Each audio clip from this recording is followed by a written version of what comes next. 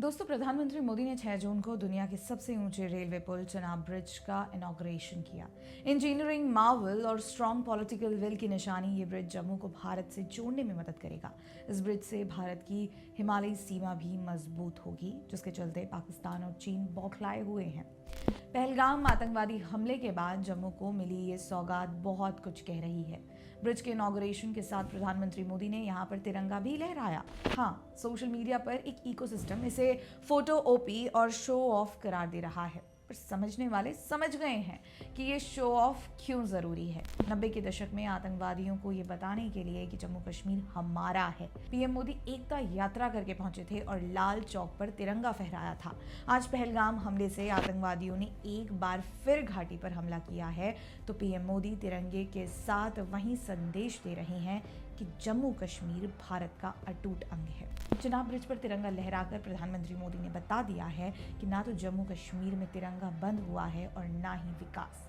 जम्मू में जाने से कोई भी तिरंगा प्रेमी रुकेगा नहीं और ना ही हमलों का डर दिखाकर भारत को जम्मू से अलग किया जा सकता है। दोस्तों, एफिल टावर से भी ऊंचा 359 मीटर ऊंचा स्टील से बना चेनाब ब्रिज 272 किलोमीटर लंबे Udhampur Srinagar Baramulla railway link USBRL का हिस्सा है और ये कश्मीर घाटी को पहली बार भारतीय रेल ग्रिड से जोड़ता है। इसे 260 किलोमीटर प्रति घंटे की हवा की गति के तहत भी 120 साल तक चलने के लिए डिजाइन किया गया है। आप इसकी जियोग्राफिक लोकेशन की इम्पोर्टेंस समझिए। ये पुल खतरनाक पीर पंजाल रेंज के पास स्थित है, जो एक पहाड़ी क्षेत्र है जो दशकों से पाकिस्तानी घुसपैठियों के लिए प्रवेश द्वार के रूप में काम करता रहा है, जिसमें लश्कर-ए-तैयबा और जैश-ए-मोहम्मद के ISI समर्थित आतंकवादी शामिल हैं।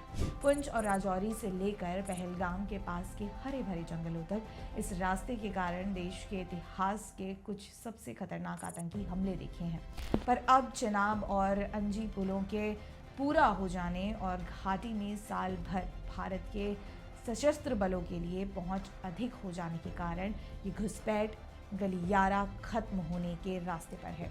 वर्षों से पाकिस्तान ने घाटी में अशांति को बढ़ावा देने के लिए कठिन इलाकों और छिद्रपूर्ण मार्गों का फायदा उठाया है। वो दरवाज़ा बंद हो गया। ये पुल दरअसल देश के दुश्मनों के लिए कड़ा संदेश है, क्योंकि ये पाकिस्तान को ही नहीं रोकता, ये जम्मू कश्मीर लद्दाख एक्सिस पर भारत की पकड़ को मजबूत करता है, जो LAC पर चीनी आक्रमण का सामना करने के लिए ज़रूरी है। अब आर्मी की मदद, उन्हें हथियार, मिलिट्रीज इक्विपमेंट्स को पहुंचाना या राशन देने में देरी करने का सामना नहीं करना पड़ेगा। सैनिक हथियार और निगरानी इकाइयां अब निर्बाध रूप से आगे बढ़ सकती हैं। अब कोई मौसमी देरी या रसद संबंधी अंतराल नहीं है।